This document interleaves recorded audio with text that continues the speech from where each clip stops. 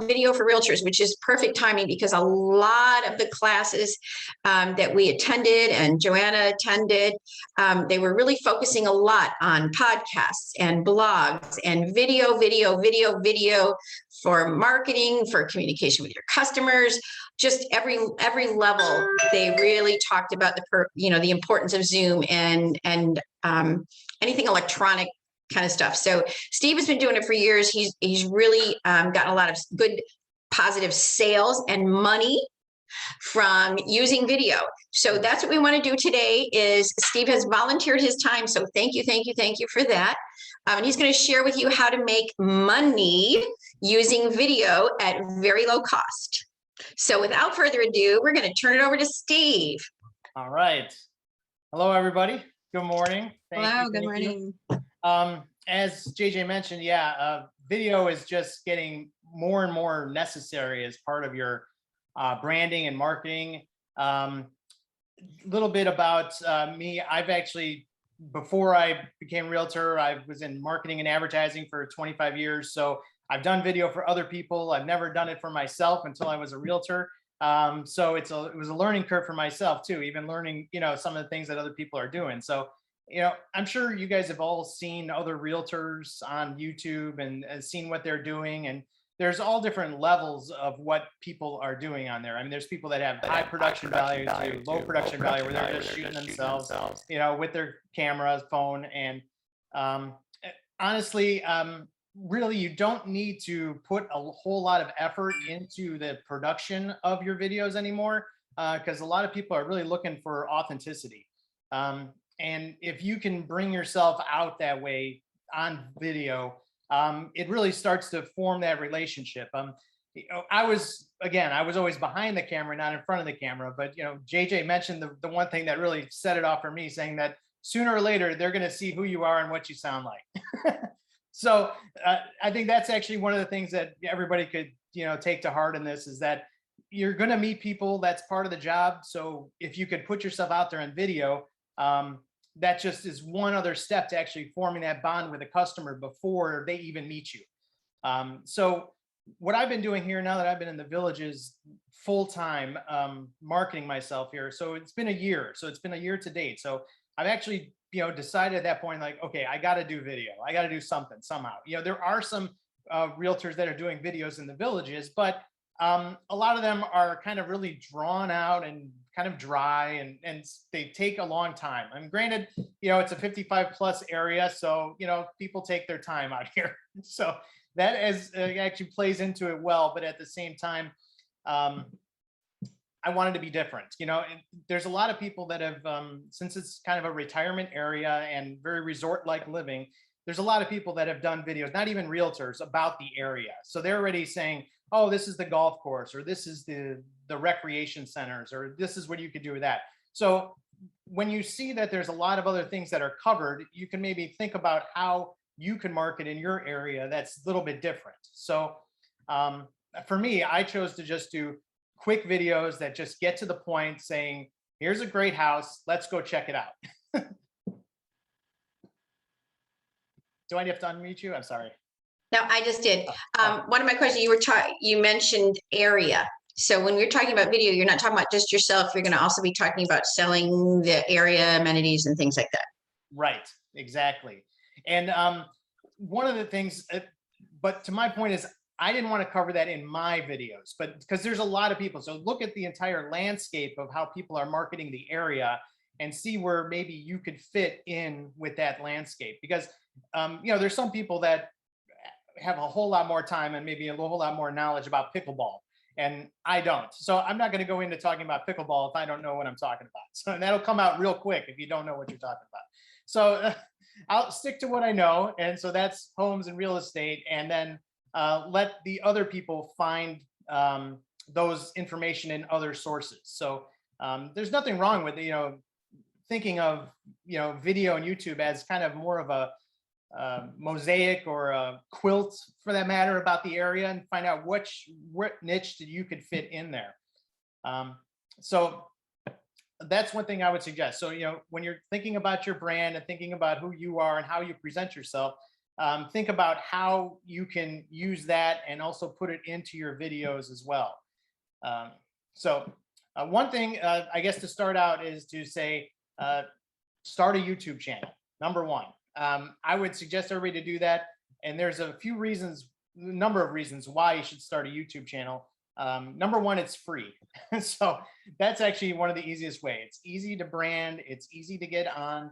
And YouTube is now, I believe it's the #1 searched platform, more than Google. So if that's the case, then people are searching for things and you need to be where people are searching. And with video, it's the easiest way. All the platforms of social media are trying to push video more than still pictures. So if you have still pictures on, their algorithms within the social media is going to kind of push you further down versus if you're showing a video. So videos will be pushed forward. So a lot of times in social media, well, most times social media, you don't have any control over what gets seen. You could have 2,000 followers on your Facebook page, but maybe only 100 are going to see what you post. So with that, the reason is post something that will help it get further. So if you're going to post a video, then the video will get pushed out further because the platform wants to push video. So that is one way of kind of, I'm not saying cheating the system, but helping yourself, getting your message across a little bit further. And the other reason why video is actually really great and why I suggest starting YouTube is because it's free, but at the same time, it's the most easily shared media. You could take your YouTube link and you could copy it right into Facebook. You could take your YouTube link and you could send it directly in an email. And after you shoot a video, you can download that video and then save it as a story on Instagram, or you can post it to TikTok. So it's the most fluid way. So you're getting the most bang for your buck. Not even, I wouldn't say buck, but you're getting the most bang for your effort. So, you know, our time is money. So if you can use a medium that then you can use on multiple platforms at once using the same medium, that just saves you a whole lot of time. And then you could go back to selling. So, and one of the other things I'll make a point of is that video, you know, like social media, but video, people are watching it at all times of the day and night, mostly night. So, you know, everybody knows they're in bed, they're scrolling through their phone and they're watching a YouTube or something like that. And that's where, you know, people will discover you in those ways. Now I'm going to get into some other tips and tricks and how you can get yourself found. Again, I said I've been doing this for a year now exclusively for villages, and I'm going to share with you my screen, which kind of shows my videos. And I'm going to get into the analytics of those YouTube videos just so you can see how they are found and then how you're getting people from those videos. So let me share this screen now so you can get into some details here.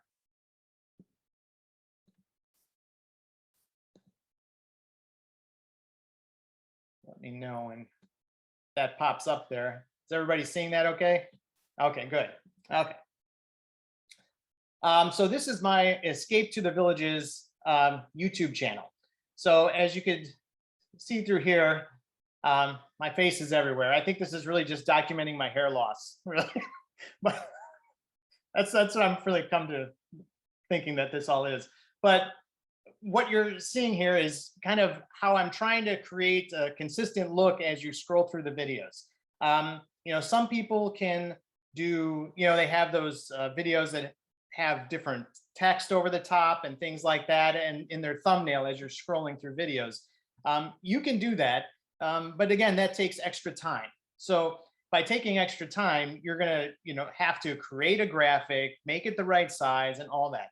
Where when you're doing a video and publishing it to YouTube, YouTube will take the first couple seconds, a middle section, and then the last section of your video and give you options for thumbnails. So when I create my videos, I make sure I start out in the same way so then I don't have to create a graphic each time. So it automatically will generate that graphic. And so as you can see, there's been a few trial and errors where the graphic doesn't show up, where Escape to the Villages or Jones & Co. gets faded. I've realized when you have to have things faded in. So there's a learning curve and all that. But This kind of gets you feeling. So when people come to your page and when they discover you on YouTube, they see something consistent. That's real important. So they know when they're looking at my page what it's about. I make sure that the titles are searchable because, again, as I mentioned, YouTube is a very searchable platform. So they're going to be searching for maybe a specific model of home. They're going to be selecting possibly the neighborhood that it's in. And they're also going to be doing, well, maybe just generally the Villages, Florida. So when I'm in my videos, I have that in the title as well. So it makes it real searchable. So one thing I'll do in this, I'm going to click my thing, see if this changes. Okay. So in here, this is another screen, which kind of, when you have multiple videos, you can see what YouTube does. It'll scroll through and it'll tell you when the date you published, how many views you got, and how many comments you got. And then it goes into how many likes. So this is a good way of kind of seeing how well your videos are doing and then the reach that they're getting. Now, this video was posted just last month, and I've got 452 views and 2 comments, 18 likes. So the more engagement you get, the more the platform pushes you as well. But regardless of that, one of the tips that make me be found, I mean, I only have 330 some followers, which is pretty good, you know, just for that. But there's people that have thousands or hundreds more and more subscribers. So there's a good chance they're going to be found more than me. But even though I have only 300 followers, I'm getting more views than my followers. So that's because of how the videos are titled and how they're tagged and the size of the content as well. So I have some details here. So I'll just take my last video here just so you can see. I know this is getting into the weeds a little bit, but I want to tell you this is important of the differences of how you can do it. So why you should do it. So my latest video here from August 4th, this is how it looks in the back end where you can edit it. So you can change the title. So you get 100 characters to put into the title. I make sure it's consistent. So it has the model, some of the features, all caps as far as the village it's in, and then the Villages, Florida, because that's one of the search parameters that people are looking for. The description here is basically a carbon copy of what I put in the MLS. So a lot of times this is what it is, or sometimes it's a little different, but it has some of the features so people can look at it that way. I put the price in there. I don't put the price in the videos. A lot of people ask for that, but the reason is sometimes prices can change and you don't want to have to redo your video just because of price changes. And also, if you put it out there too much, you're going to get, you know, people might not engage you. So I've gotten a lot of times where people are just saying, hey, how much is it? So you're getting engagement that way and people reach out to you. So it starts the sales process that way. Again, you get basically like an email signature that you could put in as well in the description, which is always good. Just saying, you know, contact you today. Here's the phone number that you should list. A link to your website for more information. This comes down here where I said where you could choose your different thumbnail after your video gets loaded. So you can just choose whichever thumbnail that's already automatically generated. Again, it's not for kids, but then here's the other little part where when you load a video, I'm going to close this. It says, always will say show more, and this part is hidden. So when you click the show more, what it comes down to is the tags, and the tags are important. So that's kind of like a hashtag when it comes to social media, but what it does is it kind of puts your video in different categories on YouTube. So you want to kind of use that to put a variety of different tags, a whole bunch, because that's what helps your video get found more often and suggested on YouTube. Simple ones like for sale, just listed, the model, the town square, just real estate, the villages. Make sure you put your name because people are going to Google you as well. Jones & Co Realty, very important. Always do that. The villages lifestyle, buying the villages, selling in the villages, things like that. So you can, you know, use this all the time. And basically, these are just tabs which you can copy and paste out into another document. You don't have to put them in every time. You can adjust them as you're doing it. But these tags are very important as far as how YouTube then handles your video and helps push it out further. So I have a question, Steve. sure. On the section where it says made for kids, so you put no for yours. Is that just because it's like kids aren't going to be interested in it? Because I always thought if you clicked no, it just meant that it had like profanities or something in it. Yes. Well, the reason is because technically, too, but it's been like, you you have to be like 20 18 minutes. plus, to actually buy a house anyway. So, but I was thinking that no, because if it's yes, then it goes into another category and it actually kind of really scans your videos a whole lot more for I don't know what. And so I just think it opens me up to a YouTube algorithm that I don't want to be in. So right, you're right. You think like, yes, it's made for kids because it's clean content, but at the same time, I just click no because I think it's going to add algorithm standpoint. Yes. Okay. Mm-hmm. Okay. Okay, so there's some of the basics that you can do with that. So now when you get into the analytics of this video, so this video is received, I don't know why they use the word gotten. I don't think that's really right. I think they should receive. It just seems weird, but 453 views since it was published.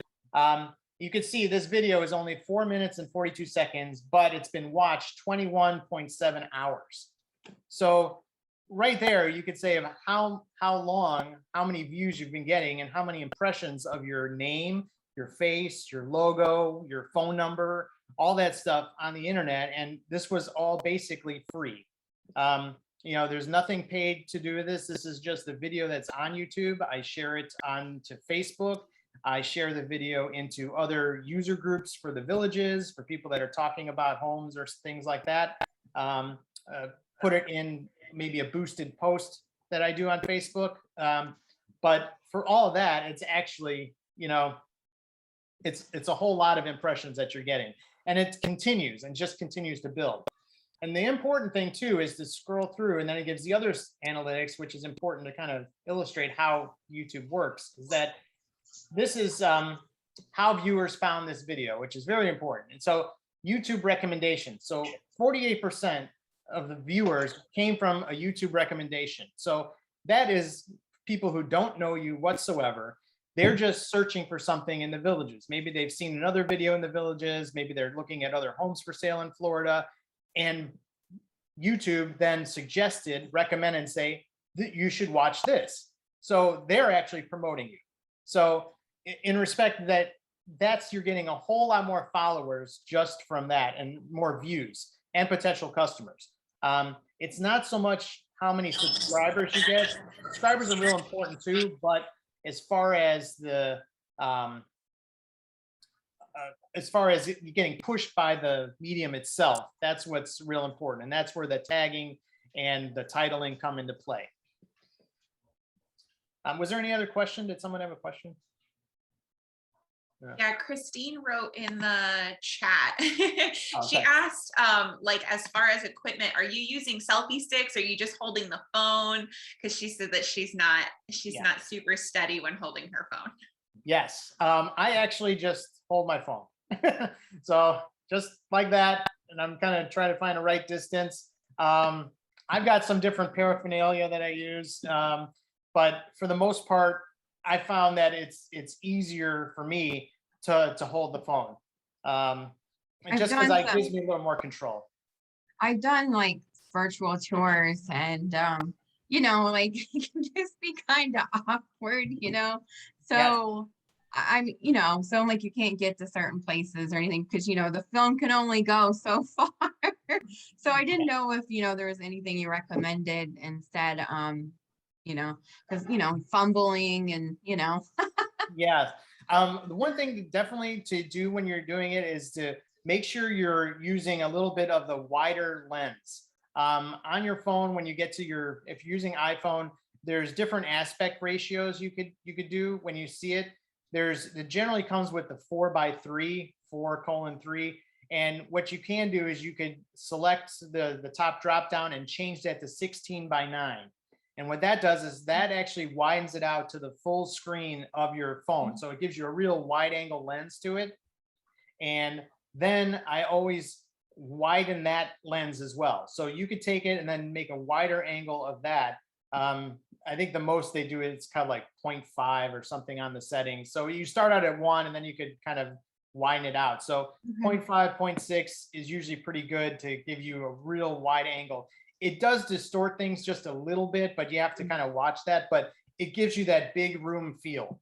So that's what I'm doing. So if you watch some of my videos, everything is shot on iPhone. I've tried other platforms, other media, and I've got a digital SLR, but just the speed and the clarity and it just does a better job in low light than anything else, I've seen. So one thing, technically speaking on that too, is I'll get into like how I edit the videos. And that's also the next little thing to do is, okay, you shoot a video, how do you make it look really good and how do you edit it? Editing does actually help a lot. If you can take a little bit extra time to learn a little bit of an editing program, it'll really change the game for you as far as how the videos look at the end. Because even, experienced marketing as I am, I can't say the right thing at the right time. It just doesn't happen, and if you're shooting the video, you're doing way too many things at once. And, you can't make the great video. You can't say the right thing all at the same time. It just really doesn't happen because you're focusing on too many different things. So what I try to do in my videos is that I concentrate on the video first, and then I edit the rest later. Like when you see my videos, they have an intro and an outro on it. So it's me introducing the house, and then at the end, it's me kind of exiting the house and doing that. I actually do those at the same time. So what you can't tell is I actually do it. So before I walk into the house, and it probably takes me like 25 takes. So it's not something I do right away. So there's a lot of clips, a lot of screw ups, but when you're doing it, it's just, hi, this is Steve, your Florida realtor. I'm here to show you this beautiful home. And you try to do it right, and you try to have enough energy in it as well. Because sometimes you can record and you're like, oh my gosh, did somebody's dog just die? Because it feels like, you got to try to pump it up a little bit. So that's why multiple takes is important. And then editing really helps as well. And the same thing goes for editing when you're trying to make a nice video, is because you want it to be, you don't want it to drag on, because especially with YouTube, and everybody's got short attention spans, that people are going to click off before you know it. So as long as, if you keep it short, and if you could edit out some of those long drawn out things, parts of the video, that it really will help people keep in the video longer. Now in the screen here, keep speaking to that, is key moments of retention. So this video here, it kind of shows right where the retention. So everybody's watching the video in the beginning, but as it scrolls down to the end, at 4 minutes, you only got half the same amount of videos, and then down to 4:30, that's when people just click off and are gone. So that's something to keep in mind as well, because if that's the case, you need to make sure you have some marketing information in the beginning of the video, because people won't last through the end to remember where your phone number is. So that's one thing to do, is in the beginning is just introduce yourself, and then through the video, add those other little elements in there, like maybe a little pop-up that comes up that says, call me, or here's my email, or here's my number. Because if you wait for the end, it's not going to happen, because only half of the amount of people are going to be still there talking to you, or watching you, that is. So, and this is pretty typical for all videos. So if you watch YouTube a lot, you'll notice people always say, oh, stay to the end. Wait, there's something I'm going to reveal. And, well, that's the reason, is because you see that fall off that happens, and they're trying to keep that retention all the way through the video, because it helps their algorithms. So, and it's for their monetization. So, and if you heard about making money on YouTube, you can, but don't count on it for real estate. I just would say that, don't count on it. First of all, you're not going to make any money until you get 1,000 subscribers. So 1,000 subscribers is the minimum for them to even start to monetize your channel. And that's going to take a while. So unless you have some viral video that just takes off and goes crazy, it's going to be tough for you to think that you're going to make a whole lot of money. on that. It's just going to take a while. So fall in the pool when we make our first video. Yes, that's Go true. viral, make money. That's right. You know, if I get chased by a dog in one of the videos or something like that, that would be pretty cool. You know, lose a leg, find an alligator, something like that. Okay. Let's see. Reach. So what are you using to edit your videos then? Yeah, okay, let's get into that. All right.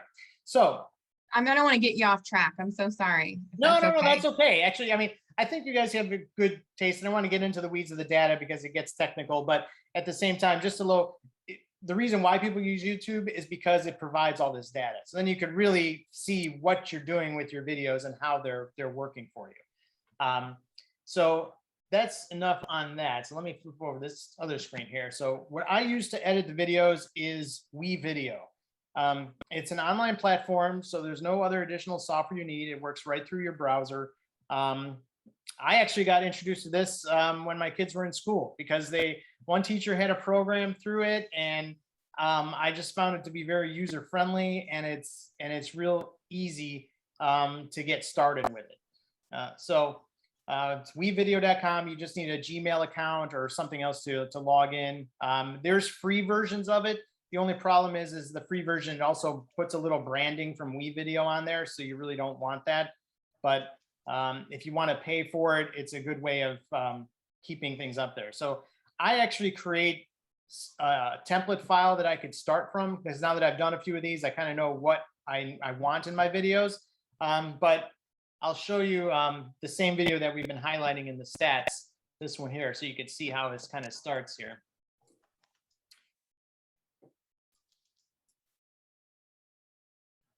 So as I mentioned, as far as you can't necessarily, make a great video in one take, that's the reason why. And not only that, a lot of the shots you take, it's very data consuming, even on your phone. So if you take a big video, it's a lot of memory on your phone too. So transferring that is an issue all the time, and it just takes a long time to upload via Wi-Fi and things like that. So WeVideo works really well with other types of storage solutions, like if you've got Dropbox, Google Drive, that's what I use, or other types of platforms where you could upload your video and then basically import it into WeVideo from those platforms. So I like Google Drive because it's real easy. Just back it, you go through your phone, pick the shots you like, back it up there, and then you can just come up here and load it in. So this is typical of, if anybody's has any experience with other video editing programs, this is typical of what a video program editing looks like. It's layers. So when you see all these different things, it's layers of different videos and different structures. So it goes down to, then there's the music, and then I've got one thing here that's voiceover. So as I mentioned, it's hard to do a video where you're talking about the right thing at the right time. So what I do is I take the whole video clips, I focus in on what I'm trying to show visually, and then I talk over it afterwards. And so when building it visually first and then talking over it afterwards, it helps because then you could just say what you want to say and you know exactly how long you have to say it. So all these little snippets down here are little recordings of myself describing what you're seeing. And that's also recorded on your phone. I do it through voice memos. So if you use your Apple phone and use voice memos, I found it to be even better than the earbuds as far as quality. So you just take your phone right here and you just say, "Hi, this is the master bedroom. It has vaulted ceilings and lots of natural light."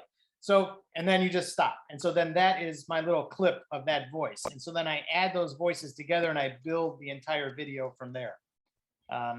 Of course, you have some, stock royalty-free music. So you kind of put that in there as well. You've got logos that kind of come up and down, and I can just press play a little Hi, bit. this is Steve, your Florida realtor, and yep, it's raining. So I'm huddled underneath the garage, but I'm here to show you a beautiful Alamanda model in Pinellas. Let's go check it out. This block and stucco home was built in 2013. So if you see how that works, you can kind of see how the video comes in and it plays and how everything kind of falls into line. So while this may seem technical, it's really not outside the the realm of anybody who wants to spend just a little bit of time to do it. If it's kind of cut and paste as you see it here. So you can take your video and build it in this way. You just say what clip comes first, next, the other, because sometimes when you're shooting a video, you want to show, let's just say it has a pool. You want to show the pool first, even though that's not what you walked into. So this allows you to then put your clips in order of how you want to build the video. And that kind of gives you a little taste of that, how that looks. Anybody have any questions? I know I'm talking a lot about this technical stuff, but. Yeah, Steve, Yes. can you hear me? Yes. Go ahead.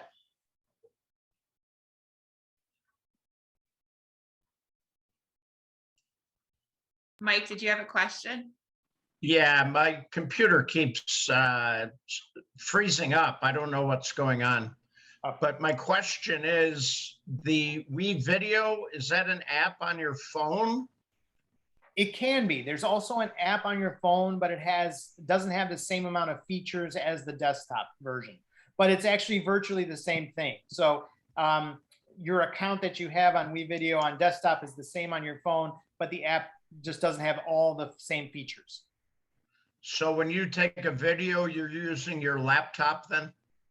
Using my phone. Using your phone? Yes. Yeah, I do it all on my phone, and then I transfer it to WeVideo from there. What do you think about using something like a tablet? Yeah, that would work as well too. Yeah. That may feel more comfortable for stability, Mike. Yeah, I get it. I'm going to have to talk to you guys a little bit later. I keep cutting out. I don't know, it keeps freezing up, but I'm getting the gist of it. Thank you very much, Steve. Sure, no problem. And I had a real quick question, Steve, because I'm watching all this stuff and my little brain is going, oh my God, I got to learn this, learn this, learn this, and this. How long did it take you? What was your uptick to learn how to be competent enough to put out a video like that? I really kind of just forced myself to kind of do it. The first one was not that great. It was about, the going to see a polo field match, but it really, you can, if you spend some time to figure it out, I mean, to do something more detailed like this, it might take a little bit longer. Honestly, if you just isolated a couple days, you could figure it out. Okay. I think that's what everybody kind of wanted to know, and they weren't asking. So I'm asking the questions for you guys. Sure. Yeah, actually, yeah, it only take probably a couple of days just to kind of understand the mechanics of it. But when you see how it works, and it's just, think of it in layers of what building it, how you want the video to go. Don't think of it as one. The one gets finished at the end after it is all rendered together. So as you see that on my screen here that has like one video and then another video, these are just little clips that edit, and they're one's over another one, because how I have it is I have them fading into each other. So you can have it so one flips to the next, but I have it so they kind of fade, blend in and out of each other. So that's what why it's up and down, up and down, up and down. So that's kind of how you see that. I have a question. Yeah, I mean, I've been using iMovie. How does that compare to WeVideo? It would probably be very similar. Oh, yeah. iMovie. You would be able to have these different layers like this as well. Okay, this is the same thing. All right. Sure thing. So, okay. Let's see. So that is kind of how the videos are put together. That's how I've been doing them. What else can I say about that? If there's any other details. One other thing is too, is if you're uploading videos to YouTube, it's important that you use royalty-free music. That's another important thing, because YouTube screens the videos. So it basically reads your videos as you upload them. So if they find that you have, some, Van Halen music or something on there, they're going to know it's Van Halen, and they're going to flag it as a copyright infringement, and they won't allow it to be loaded. So there's a lot of places online that have royalty-free music, so that you could either purchase it, or some of them are even for free that you could download. WeVideo actually has a bunch of stock media that comes with it. I could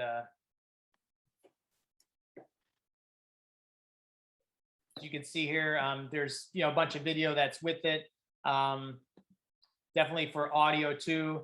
There's some general music that you could just use. You get to listen to it. So kind of corporate video, things like that.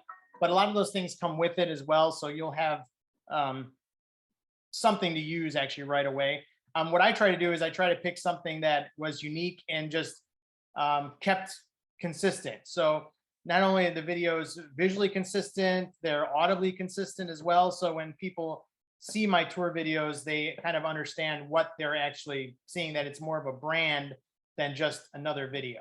So that's one thing that I build into that. Trying to think if there's. What I found was interesting this past week when we were at Florida Realtors, they were talking a lot about royalty-free music because there's a lot of people getting hammered for that lately in the real estate market. And they also covered the fact that, because with all the video classes we went to, they said, well, why is it that you get to use all of these fun songs on TikTok, but if I upload a song with, you know, your example of Van Halen, but if I use Van Halen and I upload it to YouTube, YouTube says I don't have the rights to the music. And just so that everyone is aware, the way that it works is TikTok has purchased the rights to stream that music through their platform where YouTube hasn't. And that's why you have to use the royalty-free stuff on YouTube, because they don't purchase the licensing rights to any of that music. And TikTok, who knows how long that'll last, because I'm sure they're fishing out or dishing out a lot of money to have all of those licensing rights to the music. So, you know, you can, depending on what platform you're using, is going to be dependent on what type of music you can and can't use. Yeah. Yeah, I mean, even my son, who's a gamer, he's got his own little YouTube channel, and some of his videos even got flagged when he's just game playing the video and the music from the video that's in the game is on. So they're really, really watching that. So it's really matters what you have. This is one website that I've used before. It's a free music archive, and you could actually search through here. You could actually search through genres. You could do a blues, electronic, hip hop, and it pulls up a bunch of free music. So, and you could just select it here, see if it's something you like, and you could download it. So that's one thing to look for as well.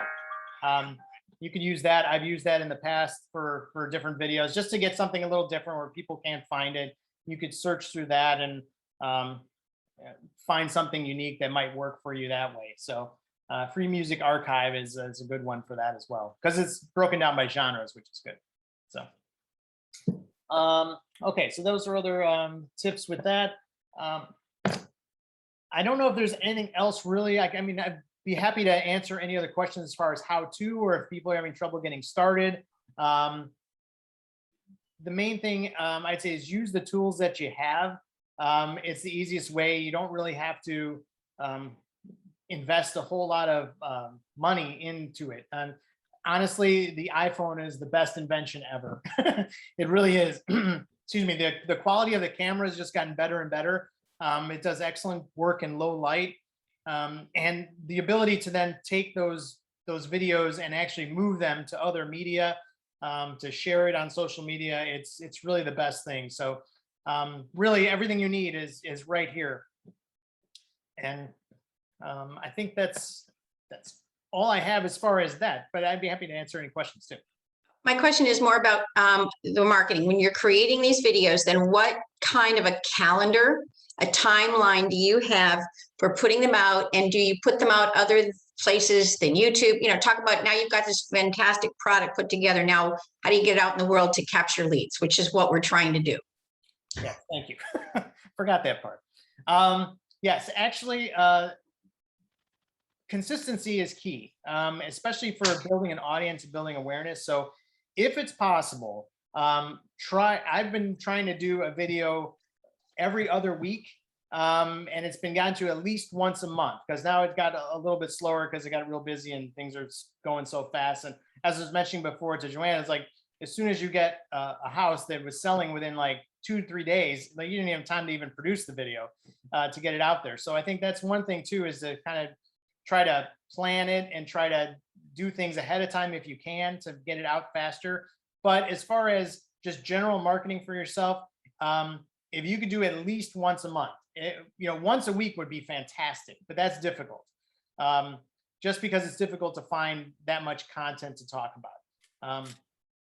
For me, I'm just trying to do individual house tours, but if you want to do different things about yourself, or some people are talking about different things that are happening in the market, or different issues that are common to home buyers or sellers, those types of things you might be able to use as fillers on your channel to kind of add more content in between a house tour or a listing that you might have. That's something that I would suggest, because the more frequent you do it, the more often then the platform pushes you out. So it's good to do the video for yourself and to be able to send it around, but if you can do it in a way that the medium itself helps push you, then you're actually benefiting better than putting any ads out or boosting things on Facebook and things like that. So real dumb question, like, so if YouTube, like if you created in the studio, like your intro, I'm Steve Vena with blah blah blah blah blah blah blah blah blah, and then cut in other pieces, does that negatively impact any kind of rating on YouTube? Are there ratings on YouTube? No, not really. Well, there's just ratings per video. Okay. It's just isolated to the video. So you're thinking of like reusing a bit part of a video for multiple? Yeah, like just say in the beginning, hi, this is Steve, Southwest Florida, Yeah. minute, or something like that, where the top, the first piece is always the same. Mhm. And then you can cut in, like, even like if it's an interview thing, oh, we've got this great house to talk about this week, boom, and you plug in just that little piece of it. I mean, Yeah. I think there's some people that are doing that. I don't know if it actually negatively impacts you. I know a lot of people who do it have a long, big following already. So they kind of create that introduction, kind of like if it's a TV show, there's always that little intro that happens. And yeah, like you've got your really cool car. I can see that like in the beginning of it. Hey, this is Steve, we're traveling around the villages in my little car. Yeah. Thing. That's Yeah, what exactly. I'm thinking in my head. Yep, that would be cool. Yeah, and one other realtor I think who does a good job here in the villages, his videos are a little long, but in the beginning he actually puts out that he's licensed in inspections, and he's also a licensed realtor, and so he's kind of putting those licenses out in the beginning as kind of like saying, hey, I'm an expert, and do that. So I think that's a nice touch. So if you have anything like that kind of, again, is more of an everyday reminder of who you are and what you do, I think that's a good thing to do. So you could actually create that clip so you already have that one already set, and then just do a little bit of piece afterwards. Yeah. And then the key is in the titling. So as long as you title it as something different, then it works. Cool. Mm-hmm. One other thing that I can tell you as far as a case study, I've had, first of all, I could say from the videos that I've done, I've gotten over 30 direct calls from the videos themselves, as people that are interested in buying or that are interested in the one house.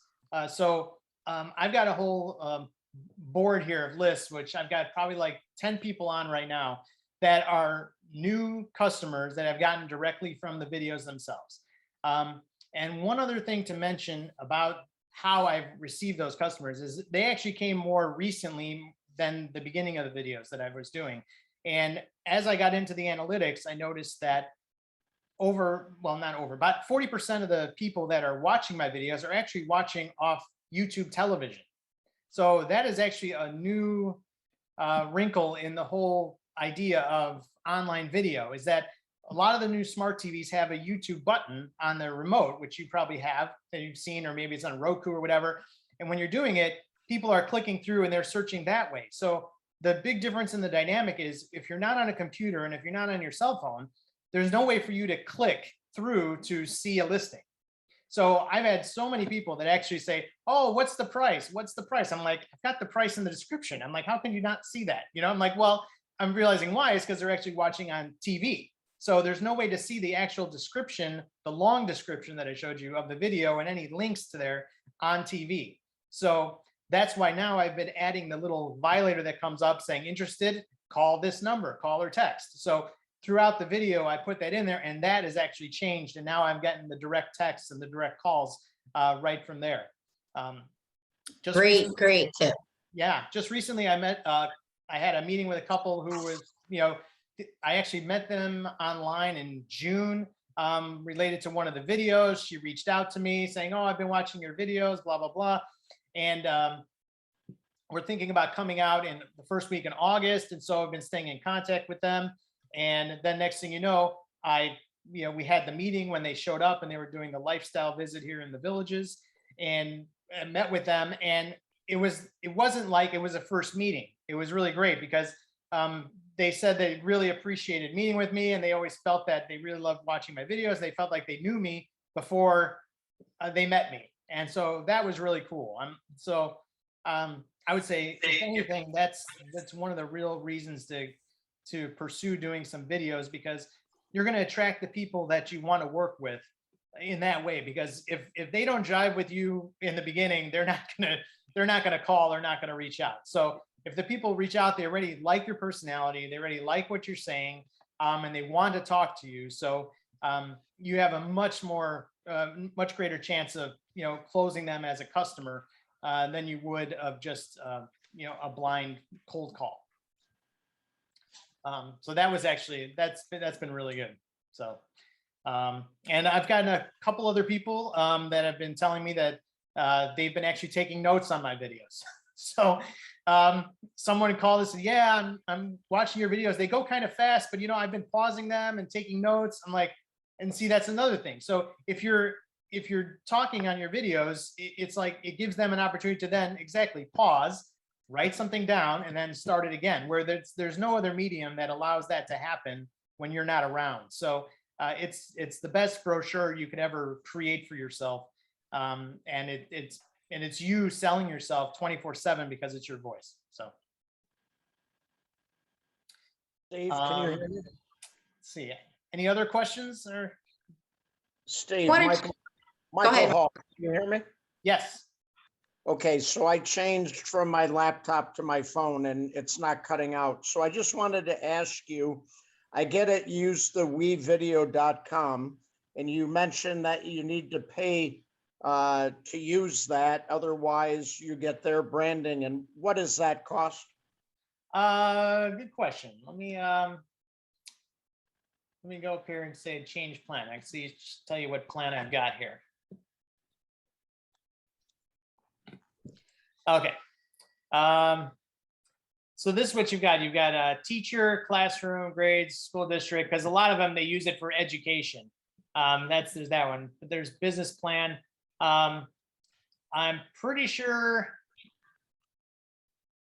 I think I'm using the professional. I don't think I'm using the business. I think I downgraded. I had business before, but I think I realized I could do it for less. So $20 a month billed annually. Here's all the features that they have there. Again, you could save to any device. It even publishes, when you publish your video through WeVideo, it can automatically link to your YouTube as well. I choose not to interlink everything. I like to see it on the platform first and then download it, or you could share it directly from the platform itself. So it works well if you have like a private video that you're doing for somebody where you don't want to publish it on YouTube. You can actually publish it through WeVideo and then just send a customer a link through WeVideo as well. So then it's not publicly listed. YouTube has the private feature too, but this is just one extra step you don't have to take, where you don't have to download it, upload it, things like that. But, okay, so I've got an Android. I know you said iPhone. So I would use my Android Galaxy S20 to do my video, and then I would download it to WeVideo.com once I paid for the plan, and then that would allow me to edit it. And then once I get it edited, I go from WeVideo to put it to YouTube. Correct. Exactly. All right, So- I got the premises. I appreciate it. Sure. So let's talk about costs as we're kind of getting ready to wrap it up. Because you mentioned joining a WeVideo, which gives you the ability to publish and all of that kind of stuff. Yeah. So that's rather minimum. You need equipment of either a phone or a tablet or something that you probably already have. Lighting could be a real possibility for people to buy, and you can attach it to your phones and things like that. The other part might be corralling your kid or something if you wanted to do someone where they're actually filming you, things like that. But other than that, it sounds like your cost is really under $200 to get started in this wonderful thing, and then investment in time and learning what to do. Exactly. Right. It doesn't really cost a lot to do it. The time, it's more in time and figuring out what's the best thing for you and how to work the videos and how you'd like to publish content for yourself. There you go. And if you guys don't want to invest 2 days in learning how to do it yourself, or you don't feel your brain is competent enough like that, you can always look on Fiverr and find somebody who could actually tutor you. Joanna's too busy to do that for you guys. We'll give you little tips and things, but if you go out, think a little outside of the box, maybe, your high school kid or your college kid might have a friend who's doing all of that kind of stuff. They could teach you how to do it. And that might be a little quicker way to get up and ramped up and running. So I am really, really appreciative of Steve, bearing your soul and your expertise and sharing with us today.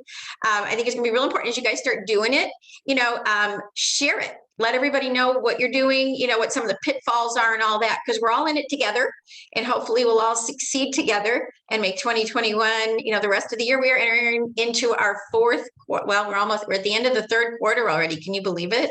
September 1st. Woo-hoo-hoo-hoo. I know.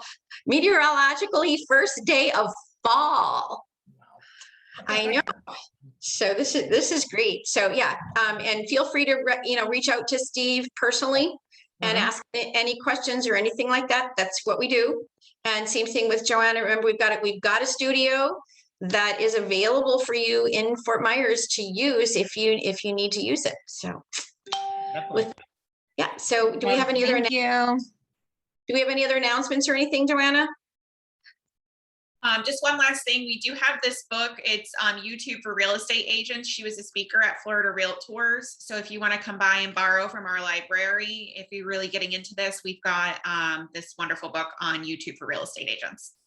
Great. And I just shared out a link. I know this is a link that you sent to me, JJ, and actually it was really good. It actually showed 21 video content ideas from another realtor, just titles and quick little things of content ideas, just to brainstorm some ideas for yourself.